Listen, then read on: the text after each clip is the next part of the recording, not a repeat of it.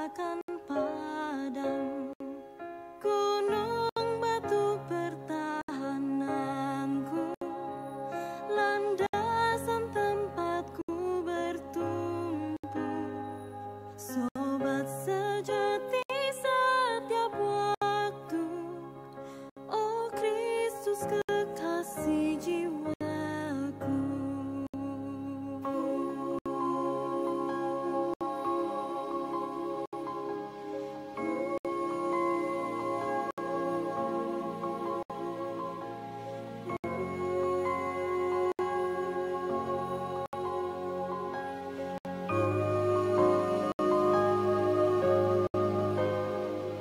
Oh lihatlah salib yang hina, sumber hidup serahkan nyawa, pertemuan kasih dan keadilan, dan murka Allah dipuaskan, yang mati hembuskan hidupku, pilu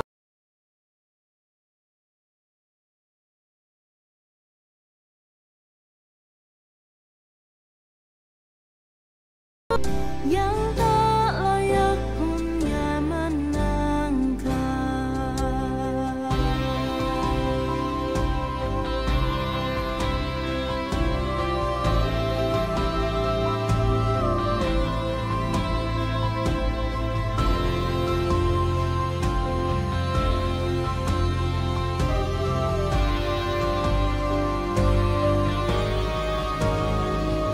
Oh lihat anak domba Allah, ya bangkit bukti telah kalah, bertelusmu lidah katakan, Kristus Yesus adalah Tuhan. Dalam hidup takut pun sirna, mati pun ku kan bersamanya, hingga akhir nafasku hembus, biar ku bawa indahnya Kristus. Dalam hidup takut pun sirna, mati pun ku kan bersamanya, hingga akhir nafasku hembus, biar ku bawa indahnya Kristus.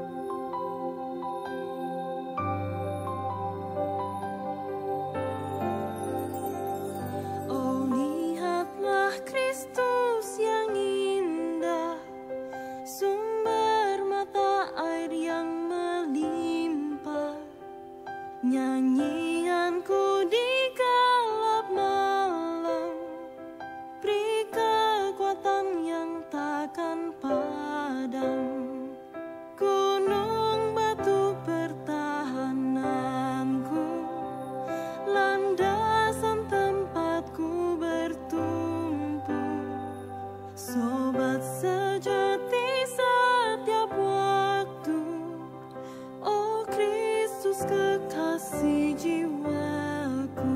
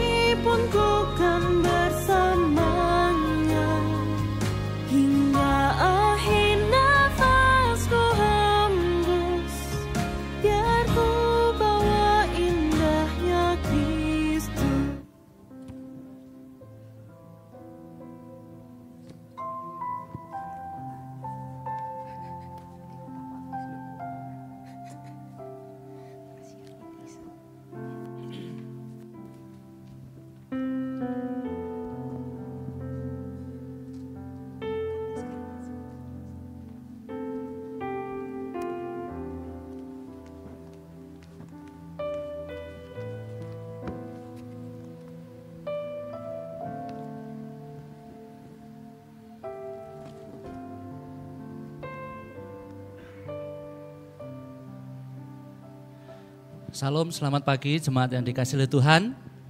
Bagaimana kabarnya pagi hari ini?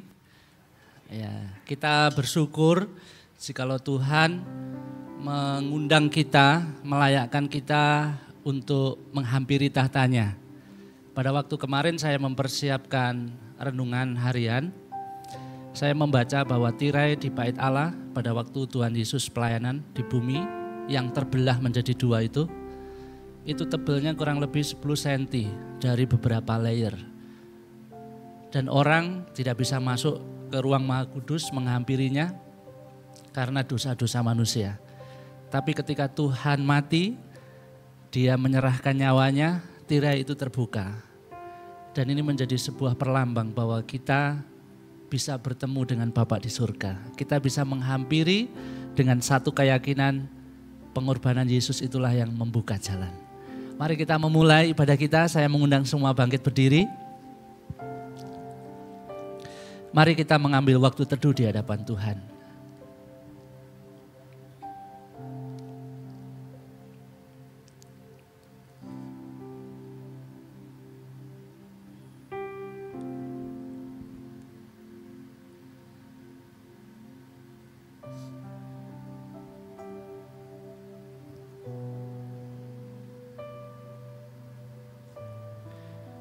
Jemaat yang dikasihi oleh Tuhan,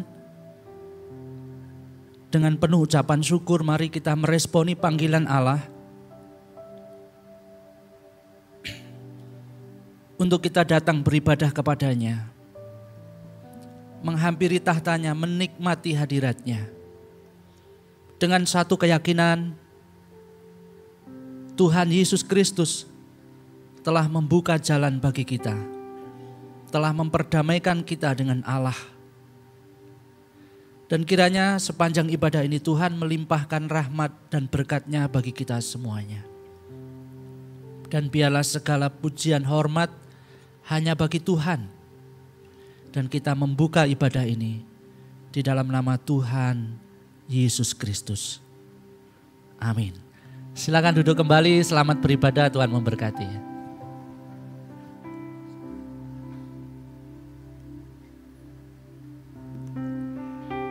Saudara yang terkasih, puji Tuhan.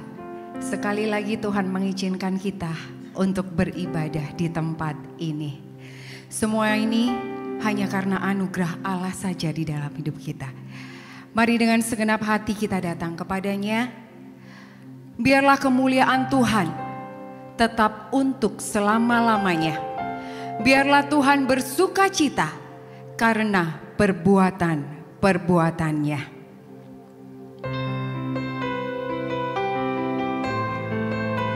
Sebab begitu besar kasih-Nya atas kita, sehingga Dia merelakan anak-Nya yang tunggal untuk kita.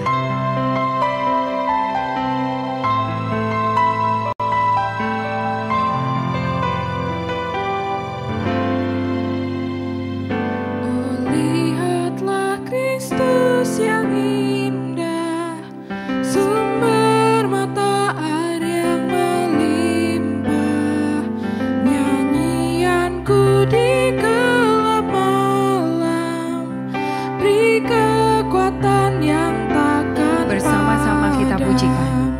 Gunung batu pertahananku, landasan tempatku bertumpu, sobat sejati setiap waktu, oh Kristus kekasih jiwaku.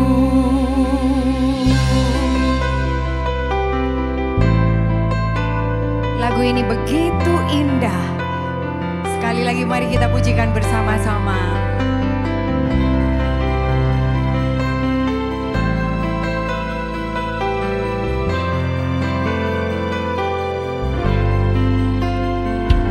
Oh, lihatlah salib yang hina, sumber hidup serahkan nyawa, pertemuan kasih dan keadilan, dan murka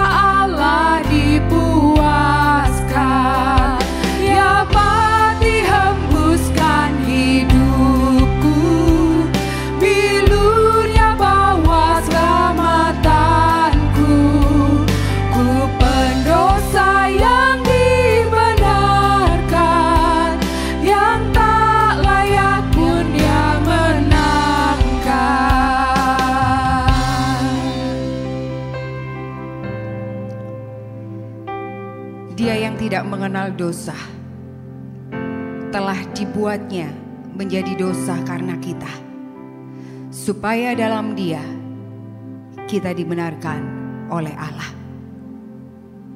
Terima kasih Tuhan, sungguh bersyukur atas pengorbanan. Mari dengan segenap hati kita datang kepadanya. Kita mengakui setiap perbuatan dosa kita. Lihatlah kasih-Nya yang begitu besar di dalam kehidupan kita.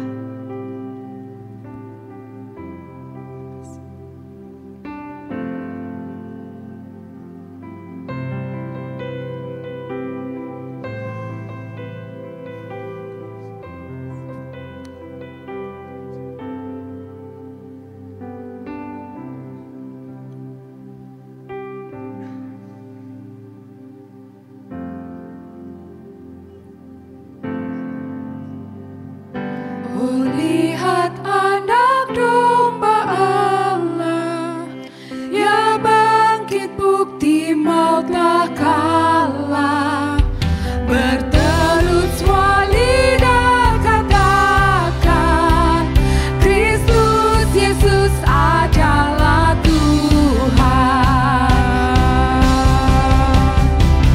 Dalam hidup takut pun sirna, mati pun bukan bersamanya, hingga akhir nafasku hembus, biar ku bawa indahnya Kristus.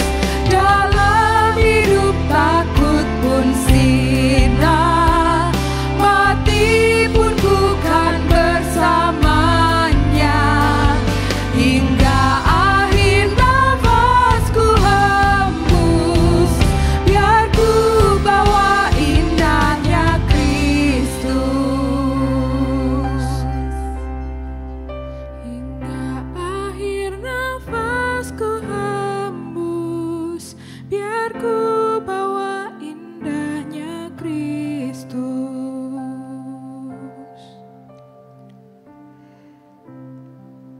Terima kasih Tuhan.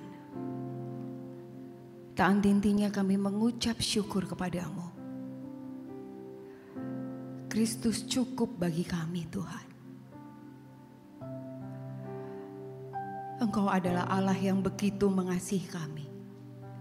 Engkau rela menyerahkan anak-Mu yang tunggal untuk menebus dosa kami. Tuhan, Engkau tahu setiap pribadi kami.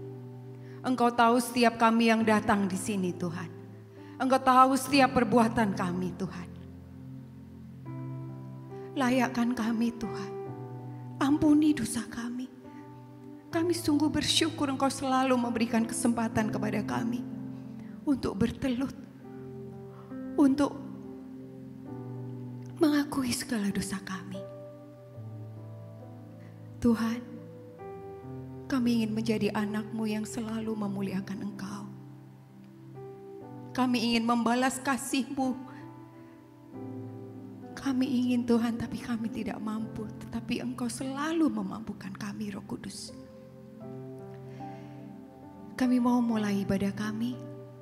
Kami mau memuji Engkau. Kami mau mendengarkan firman-Mu. Kiranya Tuhan semuanya ini hanya untuk kemuliaan nama-Mu saja. Terima kasih Tuhan Yesus. Di dalam nama Tuhan Yesus kami berdoa. Amin.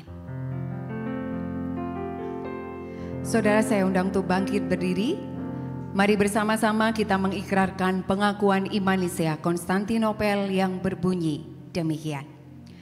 Aku percaya kepada satu Allah, Bapa yang Maha Kuasa, Pencipta langit dan bumi, dan segala yang kelihatan dan yang tidak kelihatan, dan kepada satu Tuhan Yesus Kristus, satu-satunya anak Allah yang diperanakkan dari Bapa sebelum alam semesta, Allah dari Allah, terang dari terang, Allah yang sejati dari Allah yang sejati, sehakikat dengan Sang Bapa, oleh siapa segala sesuatu dicipta, yang untuk kita manusia dan untuk keselamatan kita telah turun dari sorga dan diinkarnasikan oleh Roh Kudus dari anak darah Maria dan dijadikan manusia.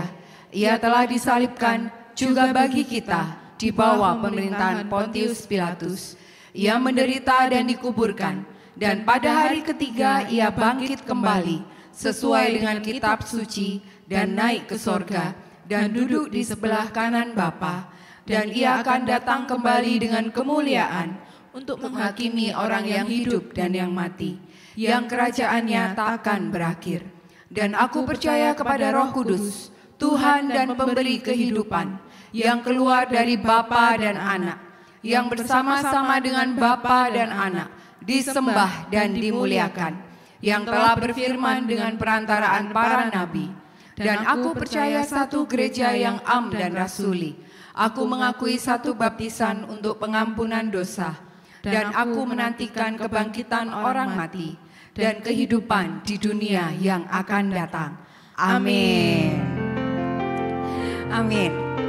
Dan hiduplah di dalam kasih, sebagaimana Kristus Yesus juga telah mengasihi kamu dan telah menyerahkan dirinya untuk kita sebagai persembahan dan korban yang harum bagi Allah. Amin. Sungguh nyata kasih Allah di dalam setiap kita. Mari kita ungkapkan rasa syukur itu dengan kita memujikan Dia bahwa sungguh nyata kasih-Mu Tuhan. Kita ungkapkan lagu ini dengan kita bertepuk tangan, dengan kita bersuka cita kalau memang benar-benar Allah itu Engkau terima di dalam hidupmu.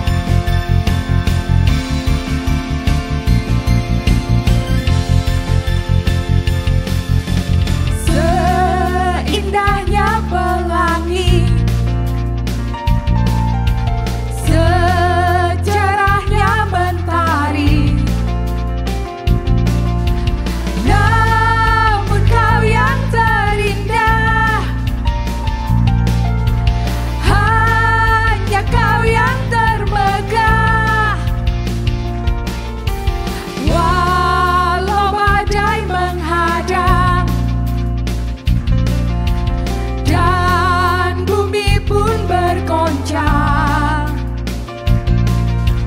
namun Kau kan setia.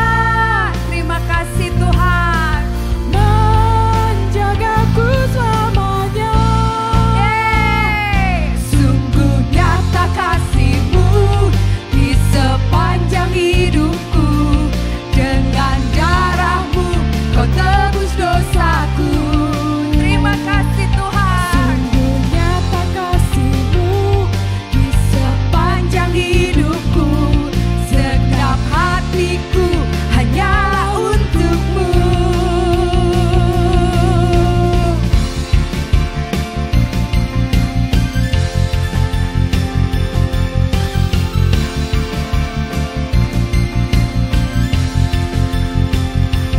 Bersama-sama.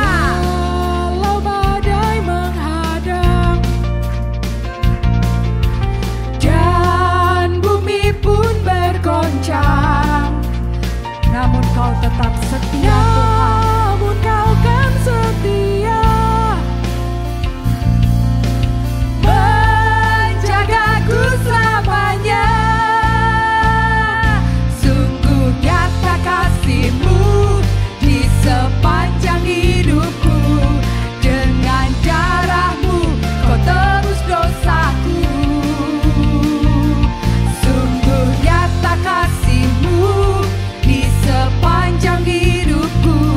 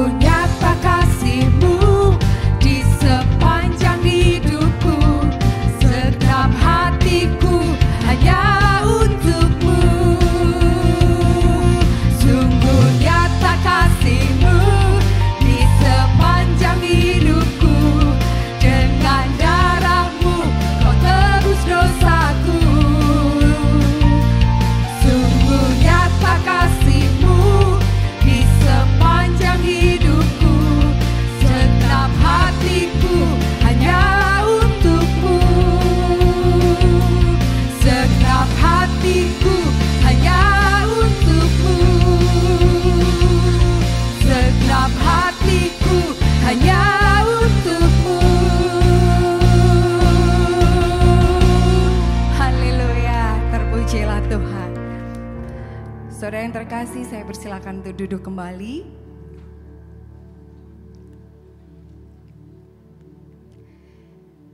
Saudara, Allah sudah mengaruniakan anaknya yang tunggal untuk kita. Mari kita menintrospeksi diri kita. Apakah di dalam kehidupan sehari-hari kita mengandalkan Tuhan? Baik itu dalam suka, duka, baik pun dalam persoalan yang begitu berat. Apakah kita tetap mengandalkan Kristus sebagai satu-satunya jalan keluar kita? Melalui firman-Nya, biarlah kita dibentuk dan diproses untuk menjadi lebih baik lagi. Trust and obey.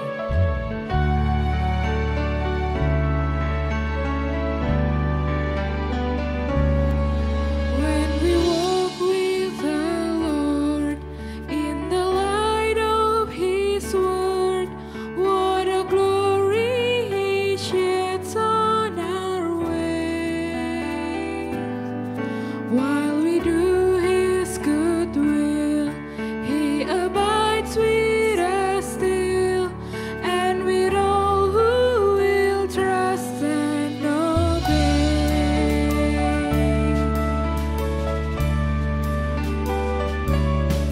Siapa yang berpegang pada sabda Tuhan dan setia mematuhinya,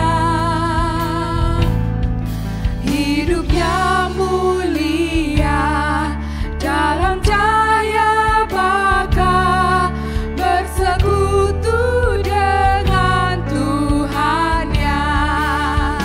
Percayalah dan pegang sabdanya, hidupmu dalam Yesus sungguh bahagia.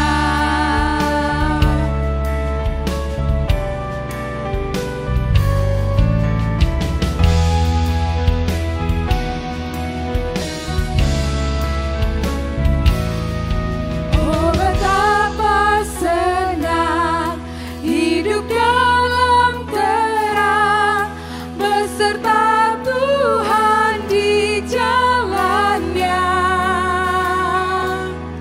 Jika mau mendengar serta patuh benar dan tetap berpegang padanya, percayalah dan pegang sabdanya, hidupmu dalam Yesus sungguh bahagia. Percayalah dan pegang sabdanya, hidupmu dalam Yesus sungguh bahagia.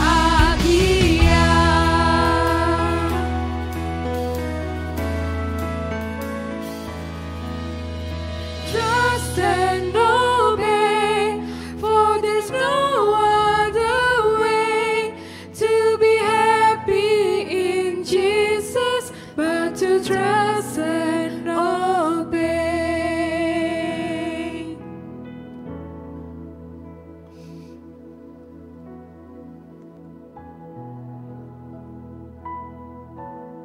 Kami mau menaati Engkau ya Bapa, bukan supaya kami diselamatkan, tapi karena kami sudah diselamatkan. Karena kami mau menyenangkan Engkau yang sudah lebih dulu berbuat baik kepada kami. Karena itu ajar kami untuk selalu trust and obey. Karena kami tahu Tuhan menginginkan kami berbahagia di dalam Engkau, bersukacita di dalam Engkau, dan Engkau sudah menunjukkan jalannya kepada kami, yaitu ketika kami memuliakan Engkau, disitulah kami bisa menikmati Engkau. Karena itu kami berdoa kiranya firman-Mu, Injil Yesus Kristus terus menerus mengarahkan hati kami kepadamu, sehingga hati kami selalu mencari kesenangan-Mu dan pikiran kami selalu tertuju kepada kemuliaan-Mu. Kami lemah, terbatas dan berdosa. Kami membutuhkan Roh-Mu yang kudus untuk menuntun kami melalui Injil-Mu. Kami sekarang menenangkan hati kami, meneduhkan pikiran kami. Kami ingin mendengarkan suara-Mu ya Tuhan. Kami mau mendengar sekali lagi Injil Yesus Kristus diperdengarkan di tempat ini, diberitakan sejelas-jelasnya di tempat ini. Kematian dan kebangkitan Tuhan, karya penebusannya yang sempurna dan beranugerah. Kami sungguh rindu merayakannya sekali lagi melalui pemberitaan firman-Mu. Roh Kudus bekerjalah melampaui kata-kata hamba-Mu, melebihi apa yang mampu kami doakan. Supaya ketika kami mendengarkan firman-Mu, kami mengalami perjumpaan pribadi dengan Tuhan. Perjumpaan yang akan mengubahkan. Terima kasih Tuhan. Hati-Mu disenangkan, nama-Mu dimuliakan melalui pemberitaan firman. Di dalam nama Tuhan Yesus Kristus kami berdoa dan kami bersyukur. Amin. Amin. Ya. Shalom semuanya.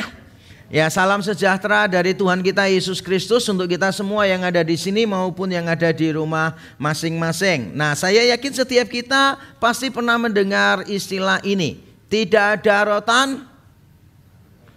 Ya, yang tua-tua pasti bisa jawab ya.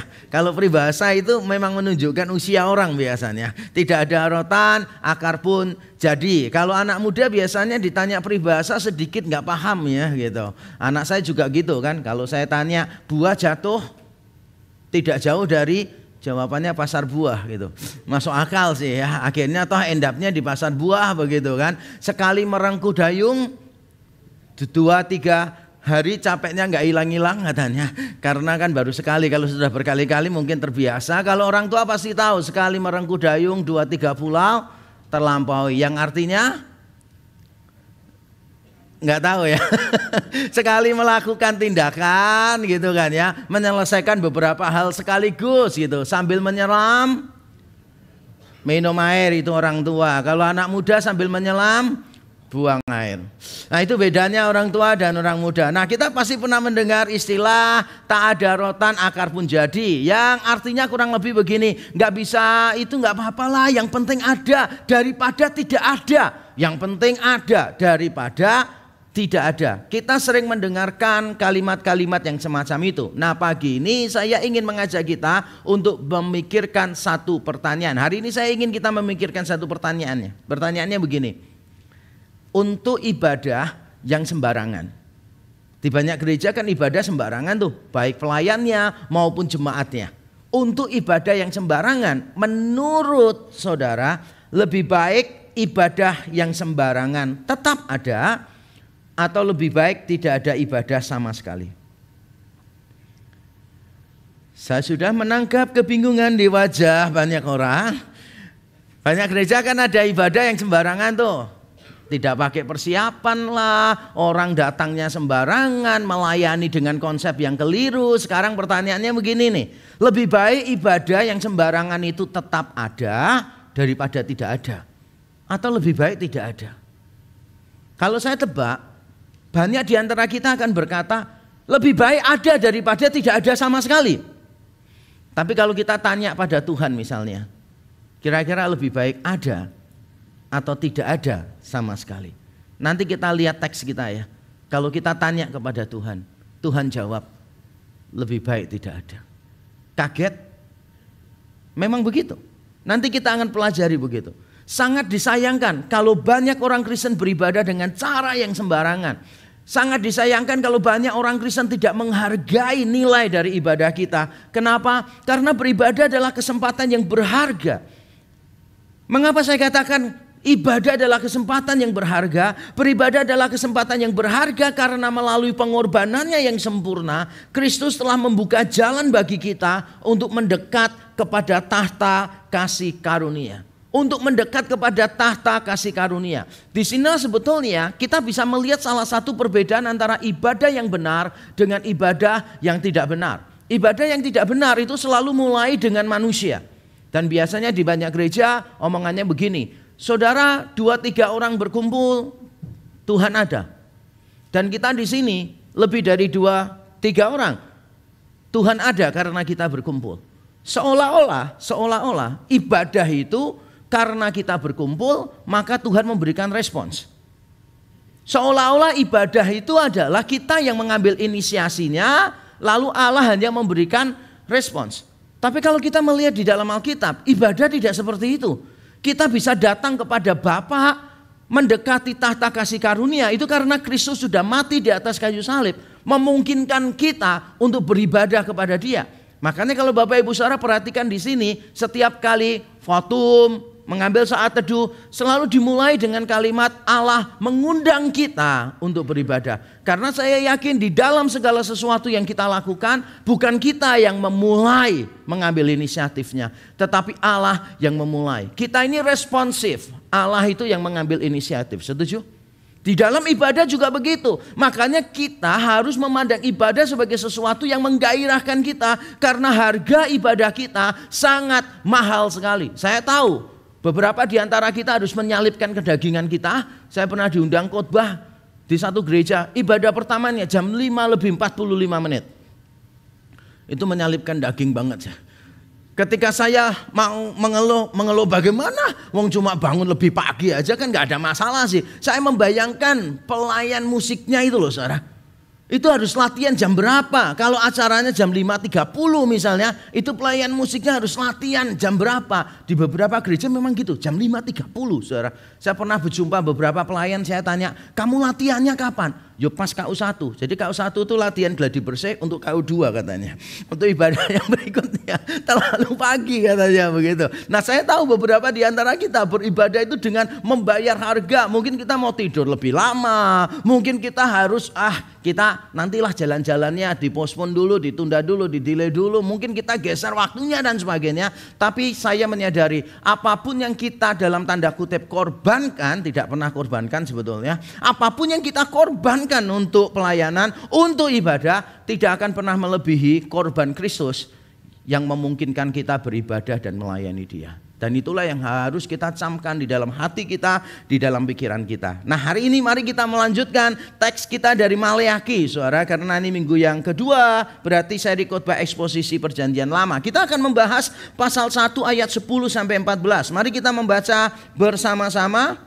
Maleakhi pasal 1 ayat 10-14, saya baca ayat yang genap, Bapak Ibu Saudara ayat yang ganjil. Sekiranya ada di antara kamu yang mau menutup pintu, supaya jangan kamu menyalakan api di mezbahku dengan percuma, aku tidak suka kepada kamu, firman Tuhan semesta alam, dan aku tidak berkenan menerima persembahan dari tanganmu. Sebab dari terbitnya sampai kepada terbenamnya matahari, namaku besar di antara bangsa-bangsa, dan di setiap tempat dibakar dan dipersembahkan korban bagi namaku, dan juga korban sajian yang tahir. Sebab namaku besar di antara bangsa-bangsa, firman Tuhan semesta alam.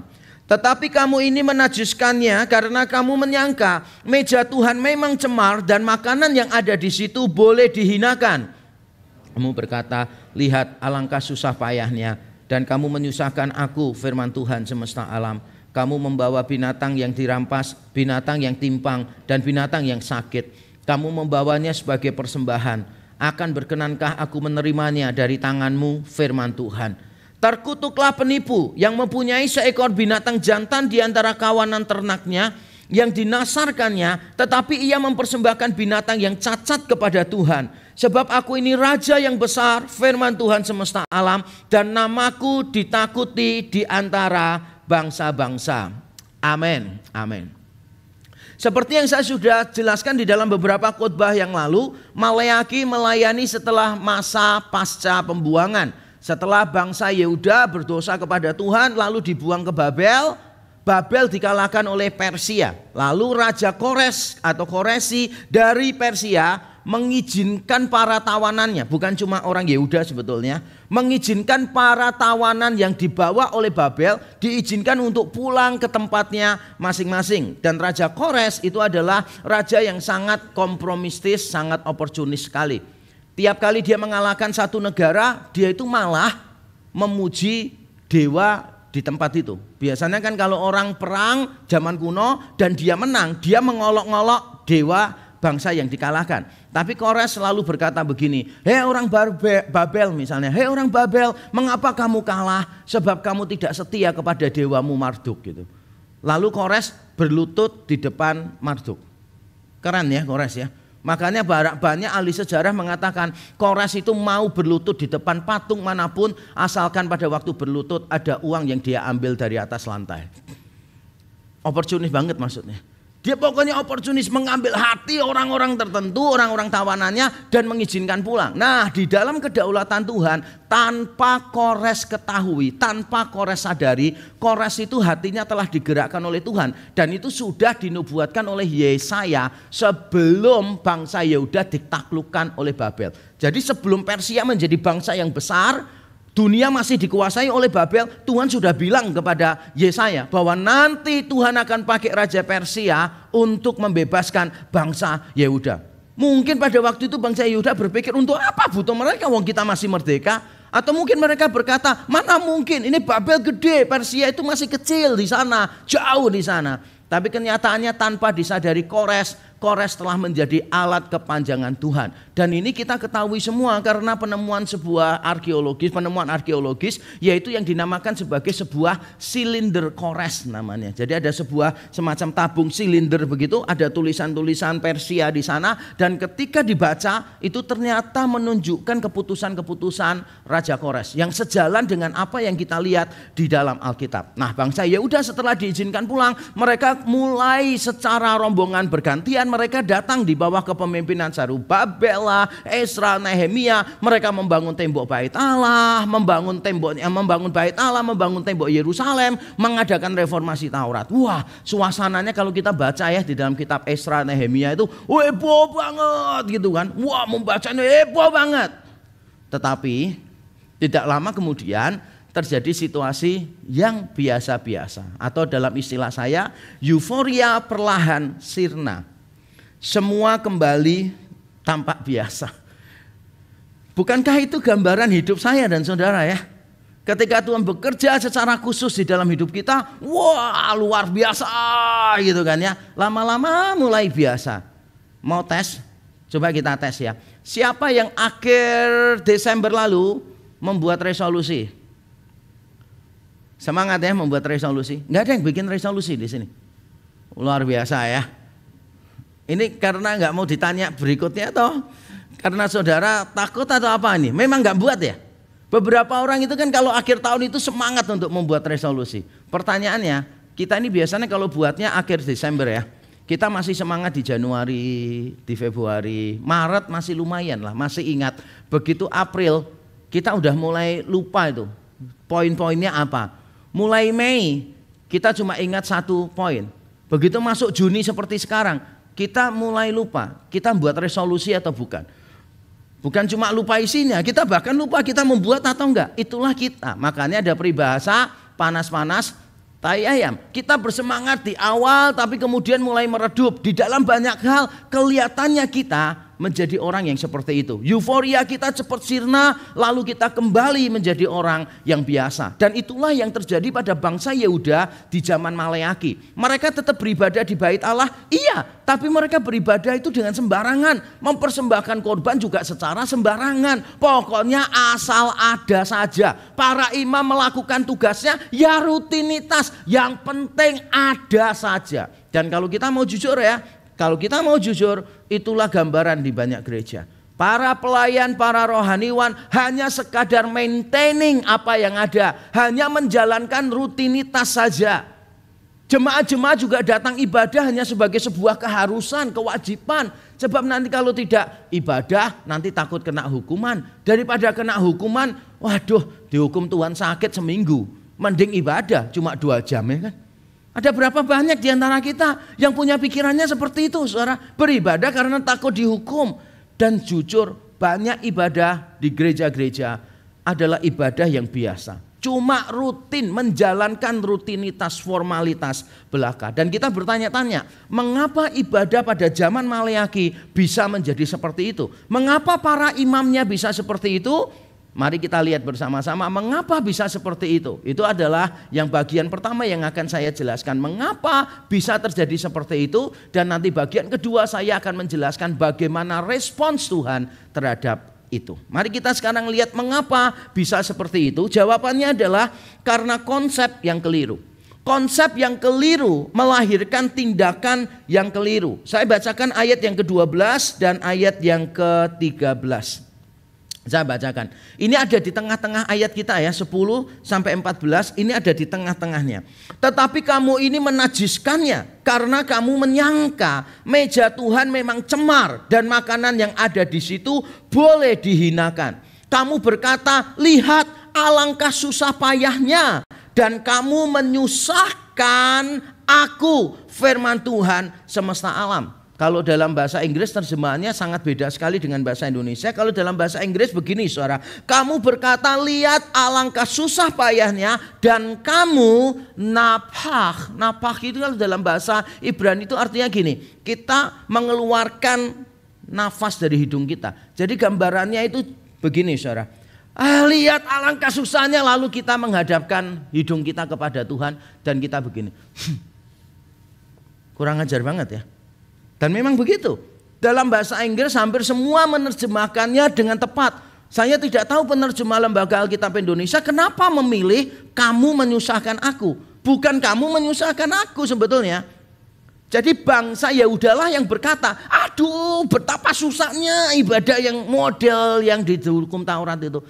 Betapa susahnya ibadah kepada Tuhan. Lalu mereka dengan kurang ajar menengadahkan hidungnya ke atas. Lalu mengeluarkan nafas dari hidungnya. Itu tanda, simbol bahwa dia itu jijik dengan semuanya. Simbol bahwa apa yang dia lihat itu tidak berharga, hina sama sekali. Dan itulah yang terjadi pada zaman Maleaki saudara. Tuhan sudah berbaik hati memulangkan mereka dari pembuangan. Tuhan sudah menjaga mereka sehingga Yerusalem dibangun, Bait Allah dibangun walaupun tidak semegah sebelumnya, tapi tetap bisa disyukuri. Tapi ternyata mereka mulai beribadah secara sembarangan, bahkan mereka mulai menghina Tuhan, menghina mezbah Tuhan. Mereka menyangka bahwa memang mezbah Tuhan, meja Tuhan itu tidak layak untuk diperlakukan sedemikiannya. Masa ibadah sampai segitunya sih? Ibadah nggak perlu segitunya.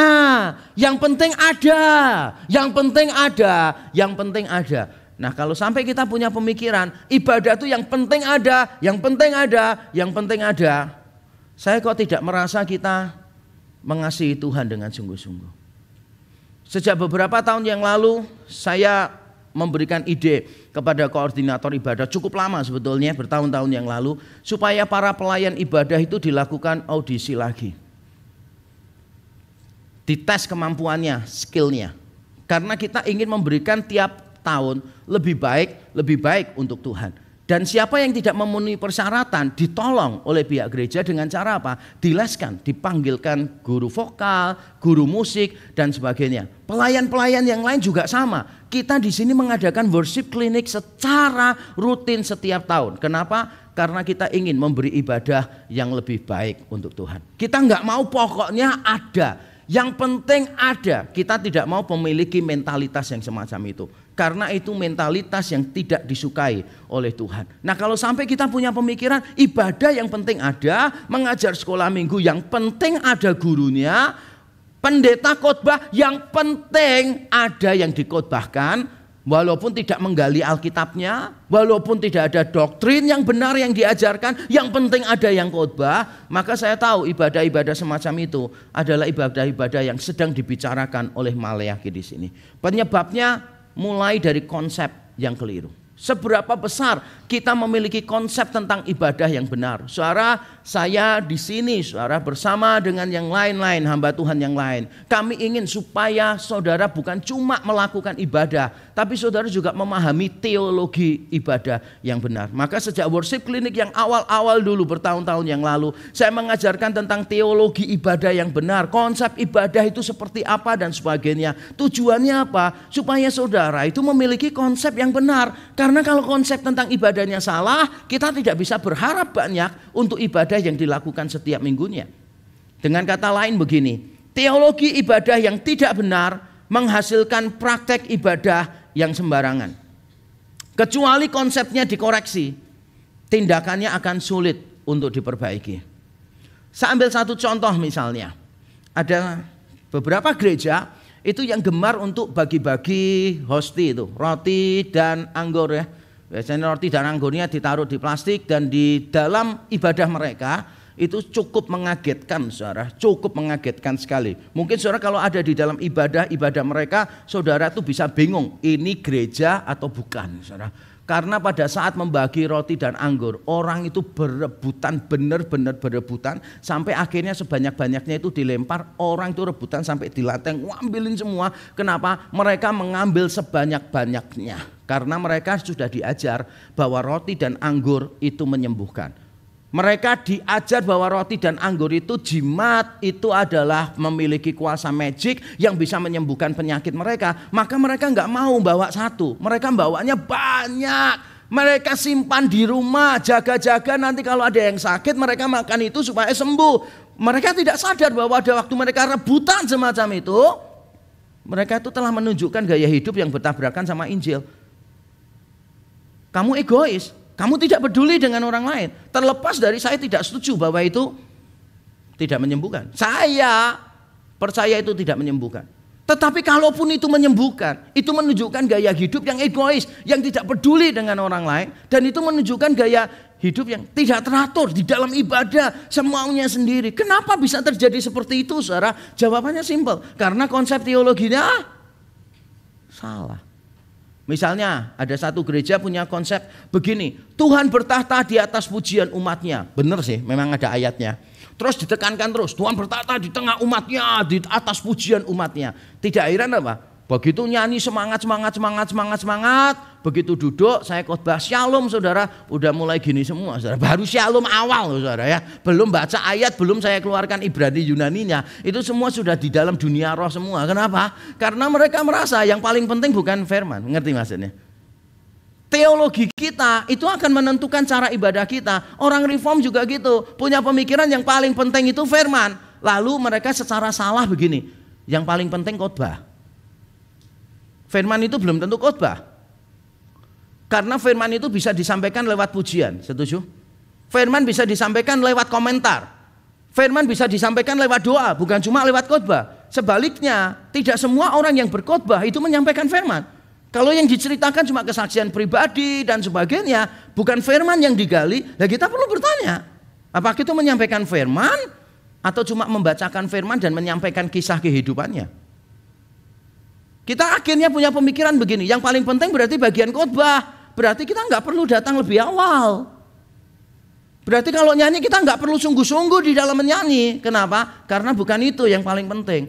Dan bukankah itu yang terjadi di banyak gereja? Konsep kita keliru, maka praktek hidup kita juga keliru. Teologi ibadah yang tidak benar menghasilkan praktek ibadah yang sembarangan. Kecuali konsepnya dikoreksi, tindakannya akan sulit untuk diperbaiki. Nah begitu pula dengan kita yang melayani di dalam ibadah. Dengarkan kalimat ini. Jika kita tidak memiliki penghargaan yang tinggi terhadap pelayanan, kita juga mudah merasa terbebani dengan pelayanan. Sebaliknya, jika kita memahami bahwa pelayanan adalah sebuah kasih karunia, kita akan melayani Tuhan dengan sukacita. Ada berapa banyak di antara kita, bukan cuma jemaat tapi para pelayan, yang sudah merasa bahwa pelayanan itu sebagai sebuah beban. Berapa banyak saya berjumpa dengan hamba-hamba Tuhan yang mengeluh di dalam pelayanan, saudara. Merasa aduh kita ini sudah capek habis-habisan. Nanti kalau ada orang ngajarin sesuatu training apa, aduh nambahin kerjaan lagi begitu kan. Dan ketika saya bincang-bincang dengan mereka, saya mendapati bahwa konsep mereka tentang pelayanan sebagai anugerah Tuhan sudah mulai pudar. Beberapa orang tanya kepada saya, mengapa sampai sekarang baterai saya itu masih full di dalam pelayanan? Beberapa orang bingung, mengapa saya masih full di dalam pelayanan? Saya melayani Tuhan dengan mati-matian. Mengapa? Jawaban saya adalah karena hati saya dibakar oleh kasih karunia Tuhan every single day. Tiap kali saya bangun pagi, saya bersyukur Allah mati untuk saya orang yang berdosa. Tadi pagi saya bangun, saya berkata Tuhan terima kasih, siapalah aku ini orang yang berdosa. Tapi Tuhan mau tinggalkan surga, hidup di dunia, jadi manusia, mengambil dosa, mengambil derita untuk mendapatkan aku orang yang berdosa. Ketika tiap kali saya mengingatkan diri saya tentang kasih karunia Allah, disitulah kita punya semangat pelayanan yang tidak akan kunjung padam, saudara. Tidak akan kunjung padam. Makanya salah satu nilai yang kita values, yang kita benar-benar terapkan di gereja kita REK itu tiroh, togetherness, respect, openness, hard work. Saya memberitahu rekan-rekan hamba Tuhan di sini, boleh curhat, gak boleh mengeluh. Curhat boleh, karena kita butuh orang lain untuk mengenali pergumulan kita, untuk mendoakan kita. Mengeluh tidak boleh. Kenapa? Semakin banyak Tuhan percayakan kepada kita, berarti semakin banyak kasih karunia yang kita alami bersama dengan Dia. Setuju? Berarti semakin banyak yang kita terima dari Tuhan, harusnya membuat kita semakin bersuka cita. Bukan membuat kita semakin ngomel kepada Tuhan, tapi semakin bersuka cita. Pertanyaannya adalah, apakah kita sebagai hamba Tuhan, kita sebagai para pelayan, kita sebagai jemaat, apakah semua yang kita lakukan kepada Tuhan adalah sebuah beban atau sebagai sebuah sukacita dari Tuhan? Bangsa Yehuda pada zaman Maleaki sembarangan, ibadahnya sembarangan, dan kita sekarang melihat respon Tuhan terhadap ibadah yang sembarangan. Langsung saja, yang pertama saudara, respon Tuhan terhadap ibadah yang sembarangan. Yang pertama, ibadah yang sembarangan merupakan beban bagi Tuhan. Saya bacakan ayat 10 lalu lompat ayat 13b, karena struktur ayat kita memang begitu saudara, intinya ada di tengah. Mari kita lihat ayat 10 dan 13b. Sekiranya ada di antara kamu yang mau menutup pintu, supaya jangan kamu menyalakan api di mezbahku dengan percuma.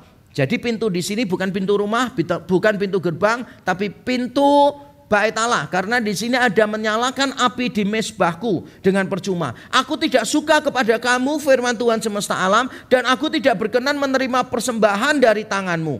Ayat yang ke-13b, kamu membawa binatang yang dirampas, binatang yang timpang, dan binatang yang sakit. Kamu membawanya sebagai persembahan. Akan berkenankah aku menerimanya dari tanganmu, firman Tuhan? Kalau saudara membaca Yesaya 1 dan Amos pasal yang kelima, saudara akan menemukan bahwa Tuhan mengeluarkan kalimat-kalimat ekspresi-ekspresi yang jauh lebih tajam daripada di Maleaki pasal 1. Di Yesaya 1 dan Amos pasal 5, Tuhan memakai kata aku muak, aku jijik, aku tidak suka, aku benci. Kata itu muncul berkali-kali di Yesaya 1, Amos 5. Benci kepada apa? Muak kepada apa? Jijik kepada apa? Kepada ibadah yang sembarangan yang dilakukan oleh bangsa Yehuda pada zaman Yesaya, bangsa Israel pada zaman Amos. Sebelum pembuangan. Setelah pembuangan, situasi yang sama terjadi lagi, dan Tuhan berkata begini, aduh, coba ada orang yang menutup pintu bait Allah sehingga nggak ada orang yang menyalakan api di mezbahku. Tuhan itu berharap pintu-pintu bait Allah ditutup. Tuhan berharap tidak ada orang yang melakukan ibadah di situ. Dan ketika saudara membaca Alkitab, saudara pasti akan kaget. Salah satu raja Yehuda yang paling fasik, yang paling tidak benar adalah orang yang bernama Ahaz. Ahab juga nggak benar, tapi ini saya bicara tentang Ahaz. Dan saudara tahu apa yang dilakukan oleh Ahaz? Kalau kita nanti membaca 2 Tawarik pasal 28 dan 2 Tawarik pasal 29, kita akan tahu yang dilakukan Ahaz. Ahaz itu menutup semua pintu bait Allah sehingga tidak ada orang Yehuda yang bisa beribadah di dalamnya. Lalu Ahaz mendirikan mezbah di setiap tikungan jalan raya, mempersembahkan altar untuk dewa-dewa lain, untuk ilah-ilah. Dan kalau benar ketika Tuhan mengucapkan di Maleaki 1, tutuplah pintu-pintu bait Allah, dan kalau benar itu Tuhan sedang memikirkan tindakan Ahaz, maka saudara bisa melihat betapa ironisnya situasinya. Seolah-olah Tuhan sedang berkata begini, aku kok kangen ya zamannya Ahaz gitu. Ngerti maksudnya Tuhan? Aku kok kangen ya zamannya Ahaz ketika bait Allah ditutup. Itu lebih menyenangkan Tuhan daripada apa yang sedang terjadi pada zaman Maleaki.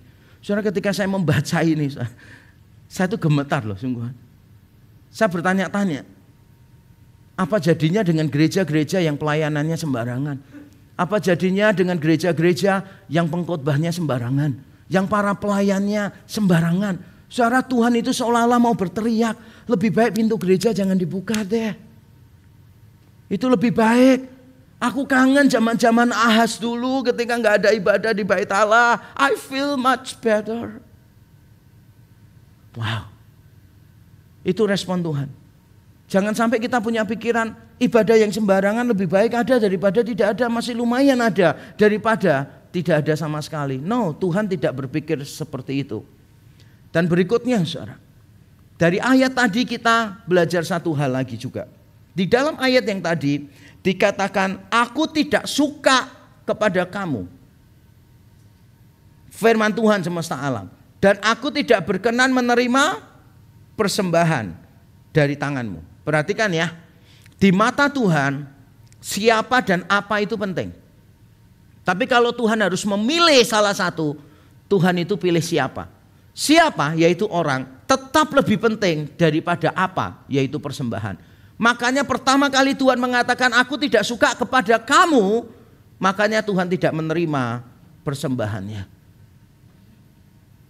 Persembahan yang sembarangan itu muncul dari hidup yang sembarangan, muncul dari pribadi yang sembarangan, dan Tuhan melihat orang. Ingat ceritanya Kain dan Habel, mereka memberikan yang terbaik. Tapi kenapa Kain ditolak? Ada orang bilang, ya karena Kain itu mempersembahkannya bukan ternak, nggak mengandung darah. Kain itu kan petani, mana ada kangkung dipotong keluar darah, kecuali kalau kena tangannya yang motong. Ya memang dia petani, dia mempersembahkannya tidak mengandung darah. Tapi kalau kita melihat di dalam Ibrani, kita melihat di dalam surat-surat perjanjian baru, kita tahu mengapa Kain ditolak. Karena Kain itu hidupnya jahat. 1 Yohanes pasal yang ketiga dikatakan Kain itu memang berasal dari si jahat. Ibrani pasal 11 karena Habel beriman, Kainnya tidak. Siapa kita itu menentukan persembahan kita.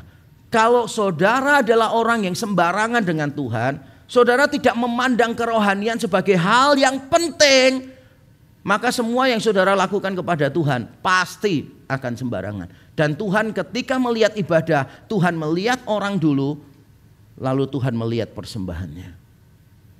Dengan kata lain begini saudara, Allah menghendaki persembahan hidup. Hidup kita yang dipersembahkan. Allah itu menghendaki persembahan hidup. Karena itu hidupmu lebih penting daripada persembahanmu. Hidup kita itu lebih penting daripada persembahan kita saudara. Lebih baik saudara membawa uang yang tidak seberapa banyak, tapi dibarengi dengan hidup yang mengasihi Tuhan, daripada saudara membawa uang yang begitu banyak, tapi hidupmu tidak mengasihi Tuhan. Karena Tuhan melihat kita dulu, baru Tuhan melihat pelayanan kita.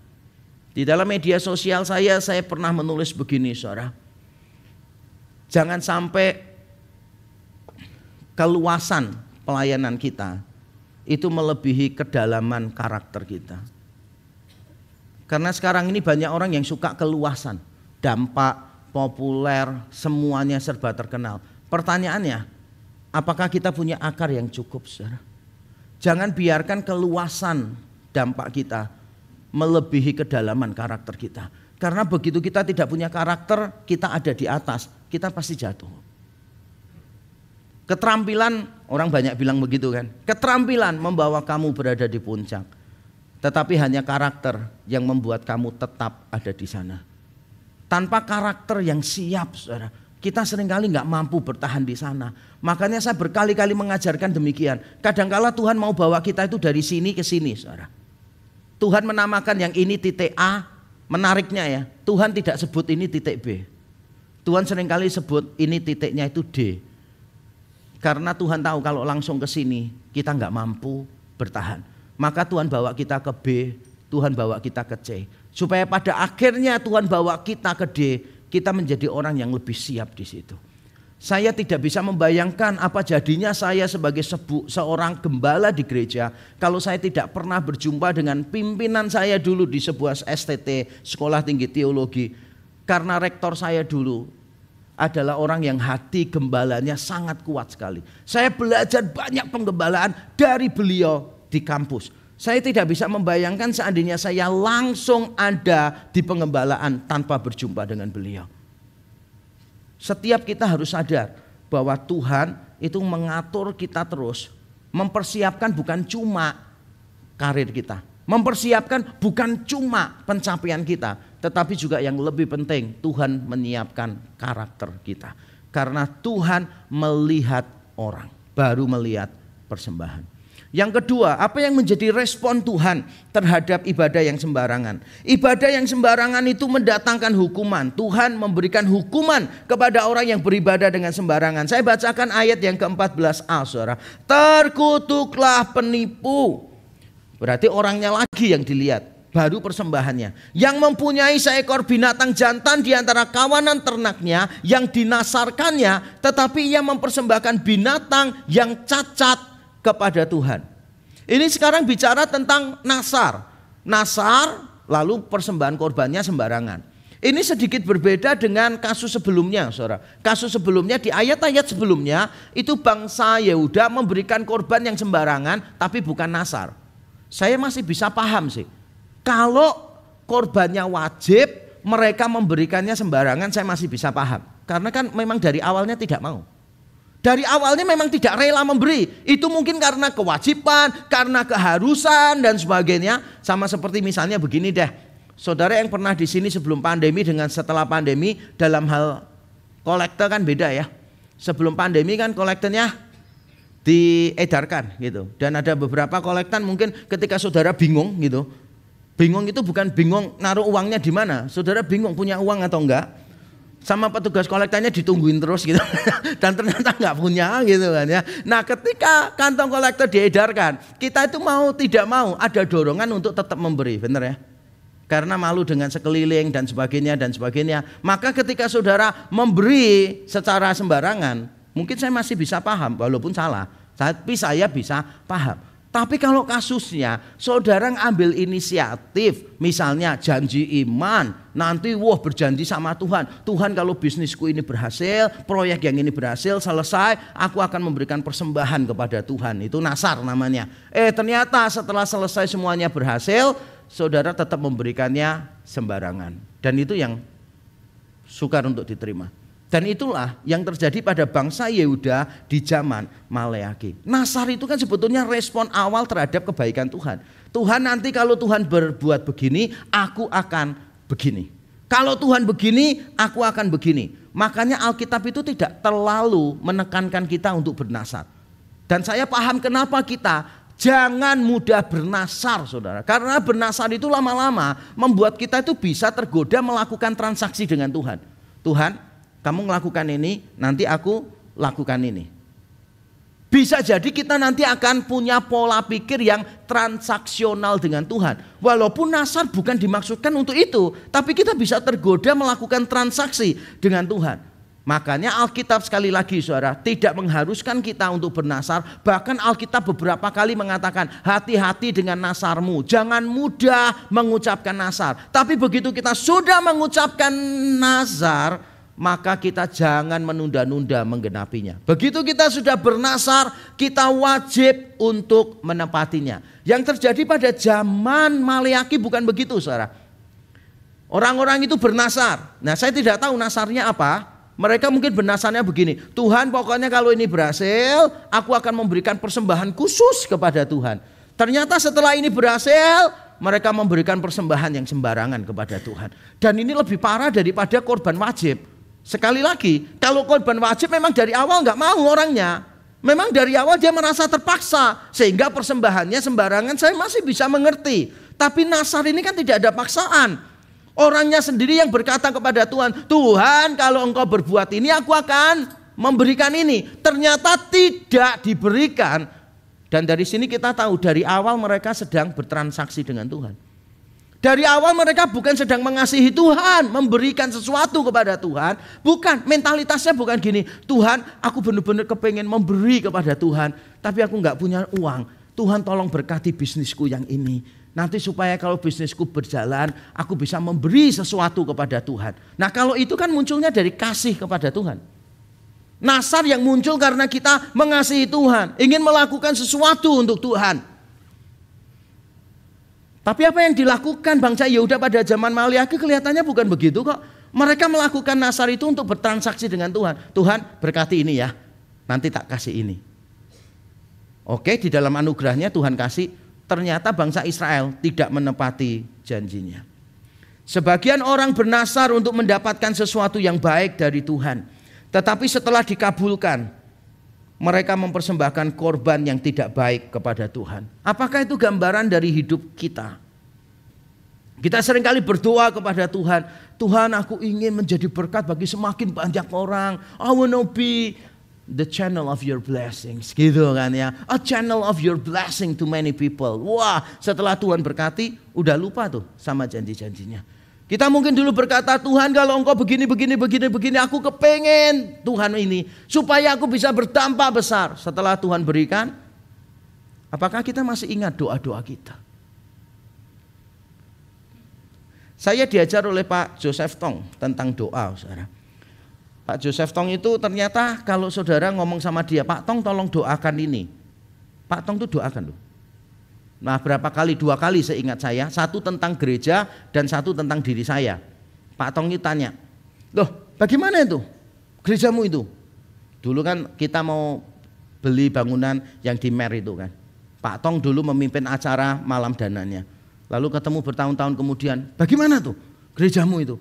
Saya bilang, oh Pak Tong, udah lunas sekarang Pak Tong, puji Tuhan. Ngawur kamu itu. Loh lunas kok ngawur nih Pak Tong, bagaimana sih? Ngawur, kamu tuh kalau sudah lunas ngomong sama Pak Tong. Karena Pak Tong tiap hari doain itu. Ngerti ya? Jadi kita harus kasih laporan. Dan kita kan seringkali gitu, tolong doakan ya Pak ya, terus kita lupa. Yang paling parah adalah ada orang yang gini, tolong ya doakan supaya saya dapat jodoh. Udah nikah nih, nggak ngomong. Ini tetap doa Tuhan kasih dia jodoh, kasih dia jodoh gitu kan. Makanya poligami dia, saudara. Karena didoain dapat jodoh terus, saudara ya. Jadi kita perlu kasih laporan gitu, perlu kasih laporan. Nah, saya pernah kenal satu tim pendoa dari Korea itu, luar biasa. Dia tunjukkan ke saya tuh ya, daftar 500. Pokoknya mereka tuh dalam setahun mereka tuh mendoakan 500 pokok doa setiap hari. Seingat saya ya, seingat hari. 500 itu dia doakan seminggu pokoknya. Jadi sehari berapa puluh, 500 atau 600 itu seminggu. Dan dia tunjukkan, ini loh pokok doa kami.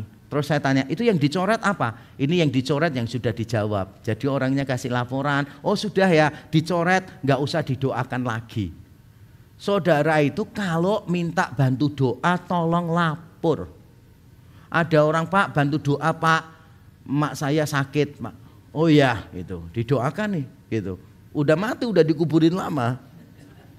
Pendetanya nggak dikasih tahu. Pendetanya doa Tuhan, biarlah dia sehat, bisa jalan-jalan. Loh itu orang semua takut nanti kalau dia bisa sehat jalan-jalan. Udah dimakamkan, saudara ya. Jadi kita kadang-kala seringkali itu berdoa, tapi terus lupa yang kita doakan. Sama seperti bangsa Yehuda di zaman Maleakhi, bener nggak sih? Bernasar, dijawab Tuhan, lupa. Respon yang terakhir, respon Tuhan terakhir terhadap ibadah yang sembarangan begini. Ibadah yang sembarangan tidak meniadakan kemuliaan Tuhan. Saya bacakan ayat 11 dan 14b. Bunyinya begini, saudara.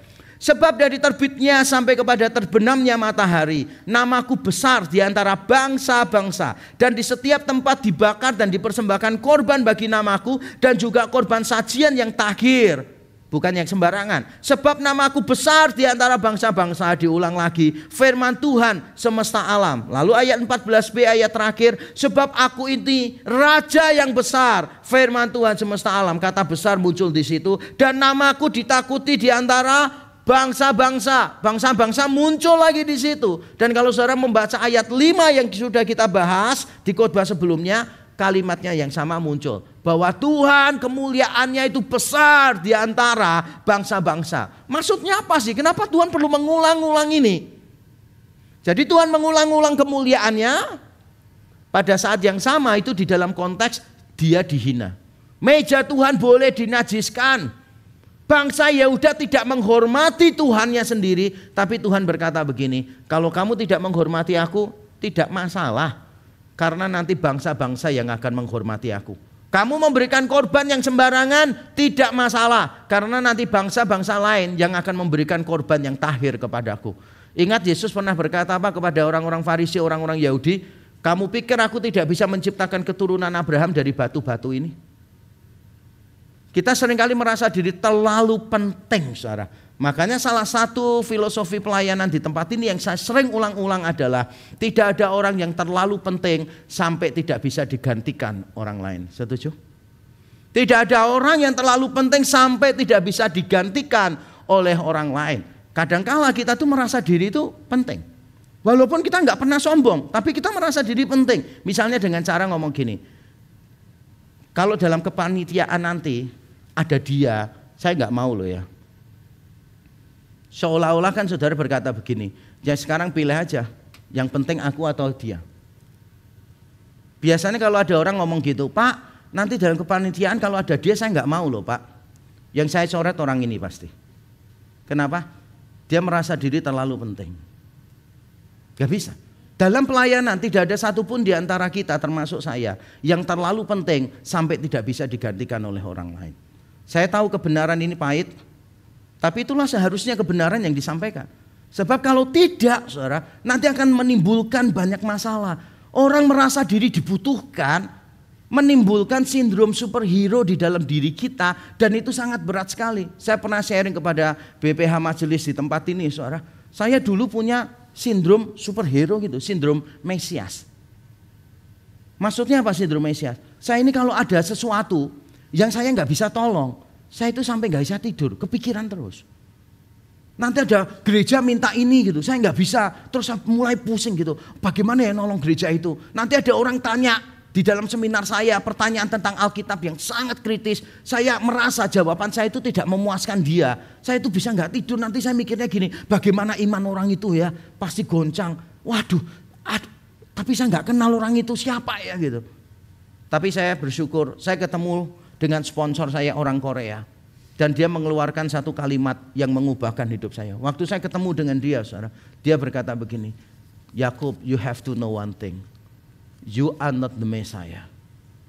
You are not the Savior of the world. Belajar untuk tenang. Kamu bukan Mesias, kamu bukan juru selamat dunia. Tuhan itu mengasihi orang-orang itu lebih daripada kamu mengasihinya. Tuhan bisa menjaga mereka walaupun tanpa kamu. Dan itu melegakan sekali, saudara. Saya bersyukur saya sudah lepas dari sindrom Mesias semacam itu. Sekarang saya mulai berdamai bahwa memang yang Tuhan taruh di dalam tangan saya itu tidak banyak untuk saya kontrol.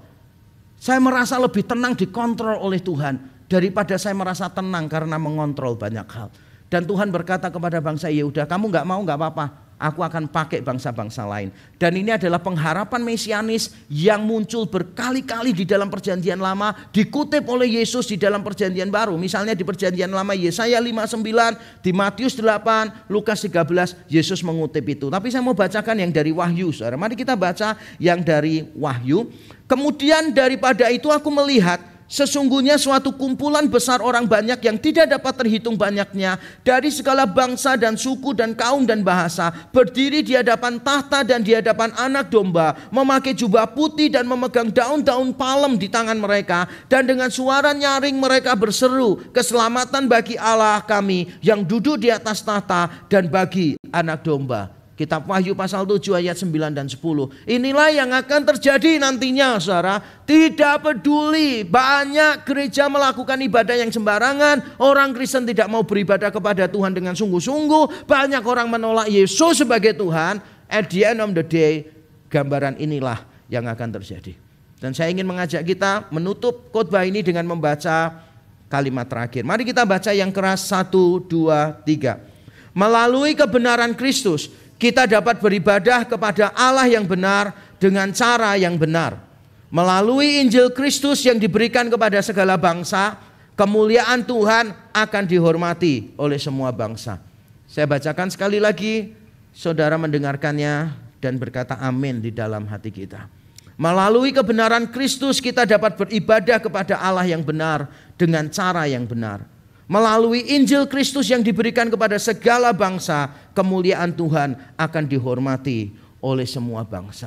At the end of the day, kemuliaan Tuhan akan tetap dinyatakan kepada semua orang. Pertanyaannya, apakah kita menjadi bagian dari semua orang itu? Ataukah kita menjadi orang-orang yang akan tertinggal? Kiranya Tuhan menegur kita, saya dan saudara. Kiranya Tuhan terus menerus saudara memulihkan ibadah di tempat ini. Sehingga setiap minggu kita bisa memberikan ibadah yang lebih baik, yang lebih baik, yang lebih baik. Kiranya para pelayan memberikan kualitas ibadah yang lebih baik setiap minggu. Kiranya para rohaniwan di tempat ini melayani dengan lebih baik, dan lebih baik lagi. Mari kita tunduk kepala, kita berdoa.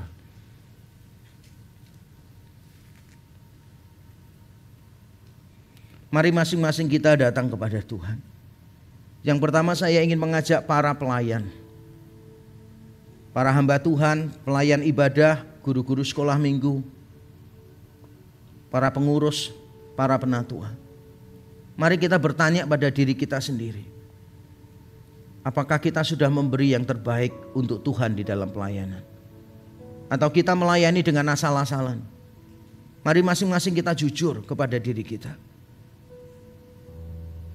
Yang kedua, saya mau bertanya kepada seluruh jemaat.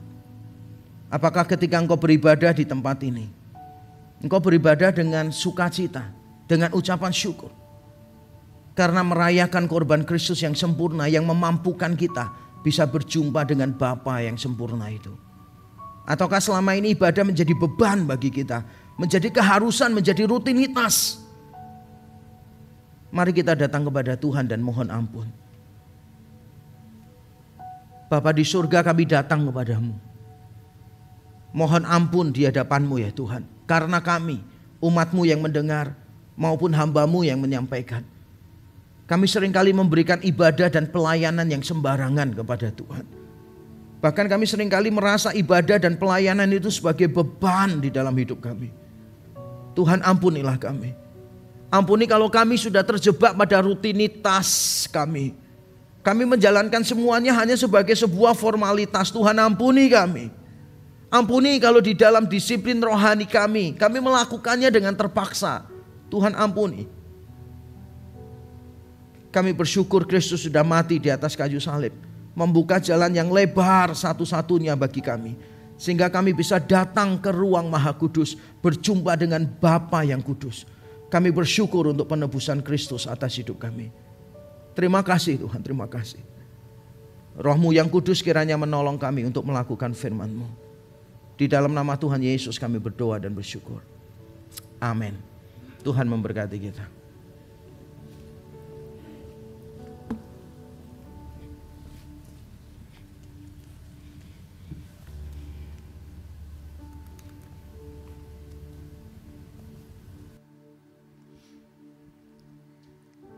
Sebab siapakah aku ini dan siapakah bangsaku sehingga kami mampu memberikan persembahan sukarela seperti ini. Sebab daripada mula segalanya dan dari tangan-Mu sendirilah persembahan yang kami berikan kepadamu. Saudara yang terkasih, tiba waktunya kita memberikan persembahan. Untuk saudara yang beribadah secara onsite, saudara bisa memberikan persembahan melalui amplop yang tadi sudah diberikan, dan nanti selesai ibadah, amplop itu bisa dikumpulkan ke dalam kotak yang sudah disediakan. Atau saudara juga bisa melakukan persembahan dengan scan QRIS di atas ini. Terus kemudian untuk saudara yang beribadah secara online, saudara bisa memberikan persembahan melalui transfer ataupun melalui scan QRIS yang tertera di layar. Kita akan menyaksikan warta minggu ini. Selamat menyaksikan. Shalom. Welcome to Reform Exodus Community. This is our church, this is our home. Kami ucapkan selamat datang bagi Anda yang baru bergabung hari ini. Jika Anda ingin lebih mengenal REK, silahkan dapat menghubungi nomor berikut ini. Mari bergabung dalam doa pagi setiap Sabtu pukul 5:30 pagi. Bagi Anda yang belum tergabung dalam grup WhatsApp, silahkan mendaftar di link berikut ini untuk mendapatkan link Zoom.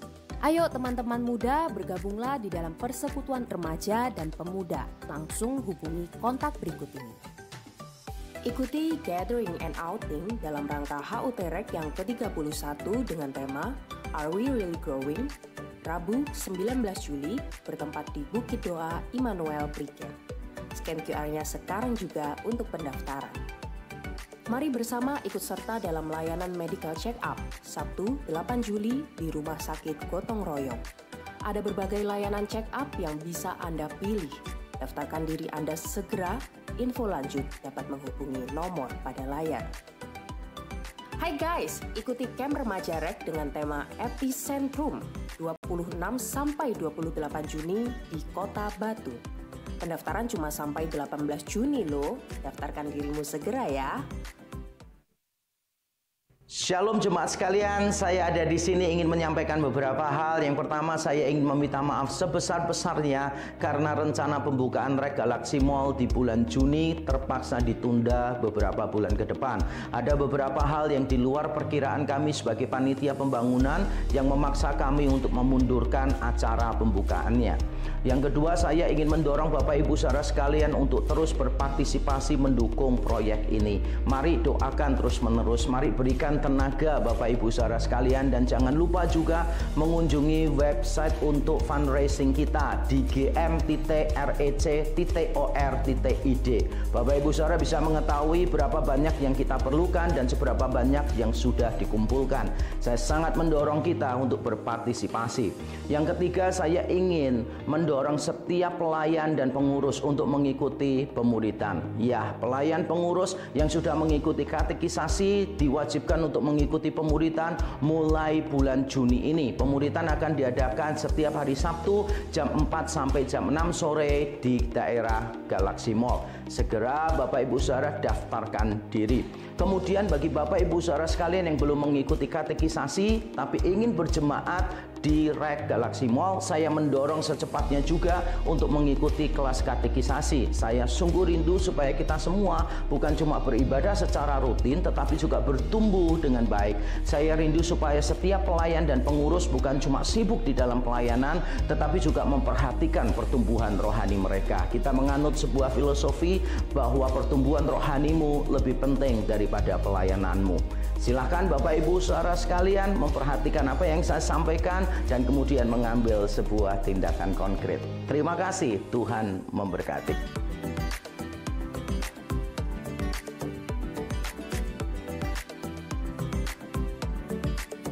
Demikianlah informasi untuk minggu ini. Tetap semangat, God bless you, see you next week.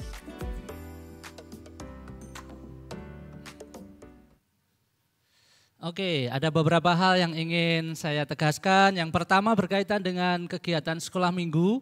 Sekali lagi pendaftarannya masih dibuka. Bapak Ibu yang memiliki putra putri usia kelas 1 SD sampai kelas 6, ya silakan bisa segera mendaftarkan ke acara ini karena kuotanya sangat terbatas. Saya dengar terakhir tinggal 5 slot yang tersedia.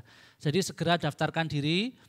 Nanti kita akan bersama-sama anak-anak bermain dan belajar firman Tuhan. Acaranya dilaksanakan di Tretes pada tanggal 29 sampai 1 Juli. Yang berikutnya, nah ini untuk remaja. Jadi usia kelas 1 SMP sampai kelas 3 SMA. Silakan juga segera mendaftar. Acara ini dilaksanakan di Batu pada tanggal berapa di sini ada? Ya, 26 sampai 28 Juni.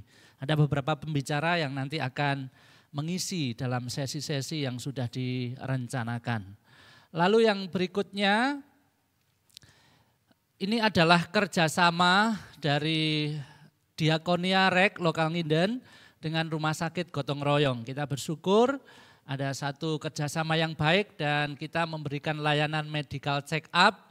Ada 2 opsi, ya Bapak Ibu bisa melihat di layar, silahkan segera mendaftarkan karena ini juga kuotanya terbatas. Ya Bapak Ibu bisa segera mendaftarkan. Saya kemarin sudah melihat ada beberapa belasan orang yang mendaftar dan nanti bisa menghubungi panitia jikalau ada hal-hal yang ingin ditanyakan, ya.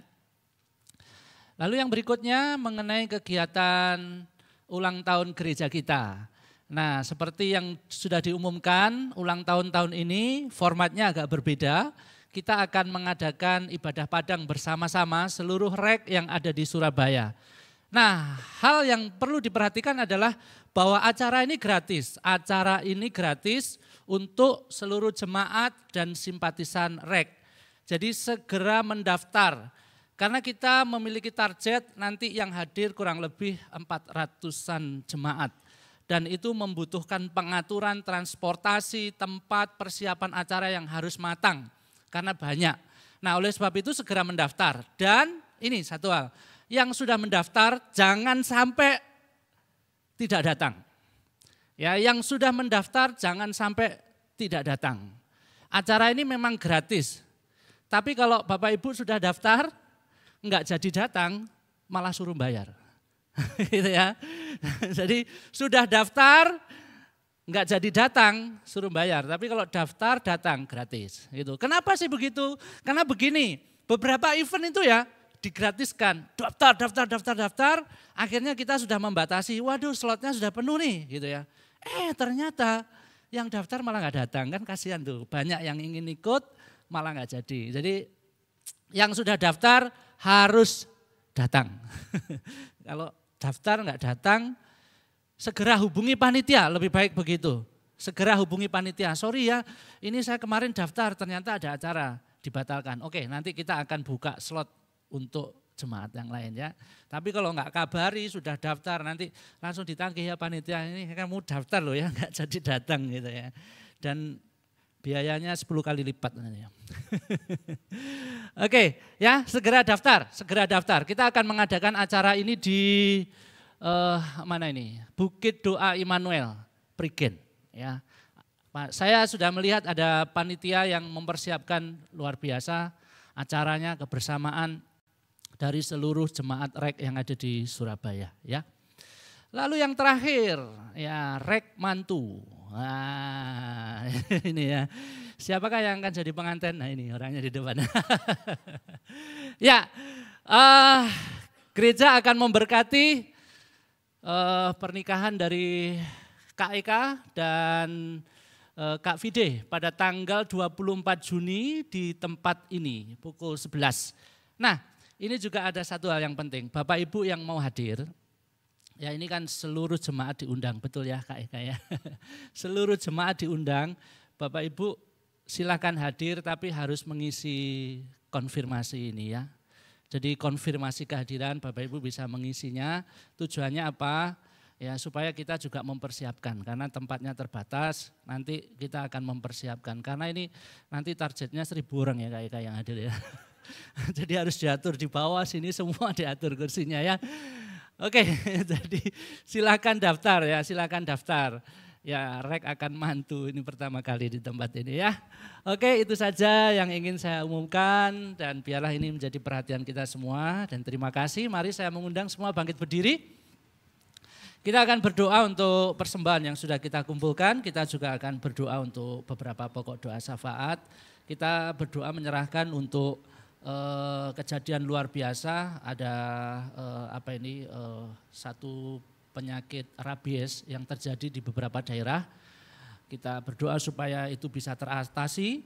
Lalu kita juga berdoa menyerahkan untuk proses pemilihan majelis yang pada saat ini dalam tahap pendekatan untuk orang-orang yang sudah terpilih. Mari kita berdoa bersama-sama. Bapa kami yang baik, pada saat ini kami mengucap syukur karena Tuhan senantiasa menolong dan memelihara kami. Tuhan memberkati di dalam keluarga kami, di dalam setiap usaha kami, pekerjaan pelayanan. Tuhan sudah memimpinnya. Tuhan sudah mencukupkan segala hal yang kami butuhkan hari lepas hari. Tuhan terima kasih. Tuhan sudah terlebih dahulu melimpah-limpahkan berkat bagi kami. Dan pada saat ini kami memberikan ucapan syukur kepada Tuhan. Melalui persembahan ini biarlah Tuhan Engkau yang menerima dengan sukacita. Engkau juga yang akan memberkati semua pengurus di dalam mengelola persembahan. Biarlah semuanya untuk kemuliaan Tuhan. Terima kasih ya Bapa. Pada saat ini kami juga berdoa menyerahkan untuk kejadian luar biasa. Ada virus rabies yang menyebar di beberapa daerah di Indonesia secara luar biasa Tuhan. Kami berdoa biarlah Tuhan Engkau yang menolong pemerintah di dalam mengantisipasi kejadian ini. Kami berdoa menyerahkan ya Tuhan untuk vaksin yang disebarkan biarlah juga boleh merata di beberapa daerah yang terjangkit. Tuhan, kami berdoa menyerahkan untuk masyarakat Indonesia ini. Bila Engkau yang akan menolong kami, memberikan kesehatan dan kekuatan. Tuhan, pimpin kami untuk kami boleh menjaga setiap kesehatan yang Tuhan sudah berikan. Tuhan, terima kasih pada saat ini kami juga berdoa menyerahkan untuk proses pemilihan majelis penatua dan pengurus. Terima kasih untuk orang-orang yang Tuhan sudah kirimkan dan pada saat ini di dalam tahap pendekatan secara pribadi, secara keluarga. Biarlah prosesnya pun juga boleh berjalan dengan baik. Dan kami rindu setiap orang-orang yang Tuhan sudah kirimkan ini, Tuhan sudah pilih ini. Mereka yang akan melayani Tuhan dengan kesungguhan sehingga boleh membawa nama Tuhan senantiasa dimuliakan di gerejamu di tempat ini. Tuhan, terima kasih. Kami menyerahkannya Tuhan, doa kami ini dalam tangan kuasa Engkau. Di dalam nama Tuhan Yesus Kristus, Juru Selamat kami yang hidup, kami berdoa. Amin. Mari kita mengakhiri ibadah kita. Kita pujikan doksologi.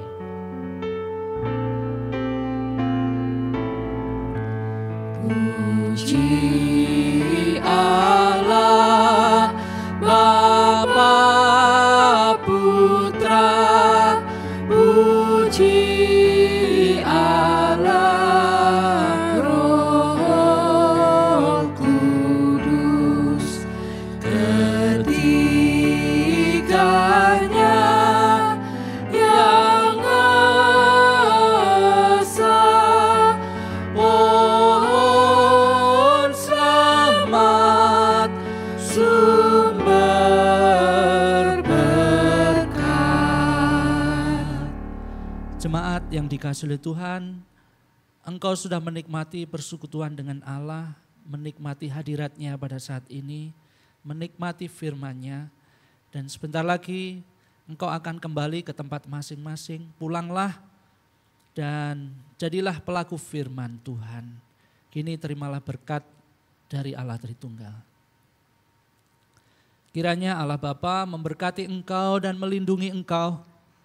Kiranya Tuhan kita Yesus Kristus menghadapkan wajahnya kepada engkau, menyinari engkau dan memberikan kasih karunia. Kiranya Allah Roh Kudus yang senantiasa setia, menolong, menopang, memberikan hikmat, kekuatan dan penghiburan hari lepas hari. Kiranya segala hal yang baik dan manis dari Allah Tritunggal dilimpahkan bagi engkau mulai saat ini sampai Tuhan datang yang kedua kali. Dan terimalah berkat-berkat itu dalam nama Tuhan Yesus Kristus. Amin.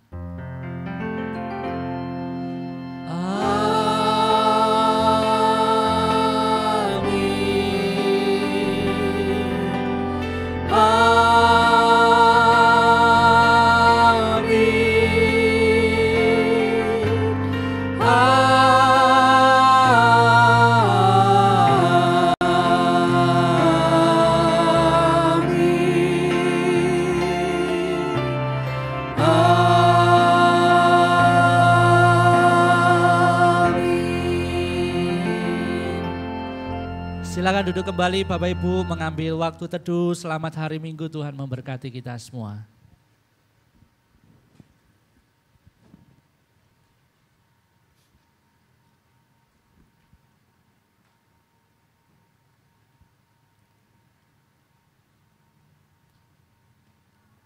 Selamat pagi.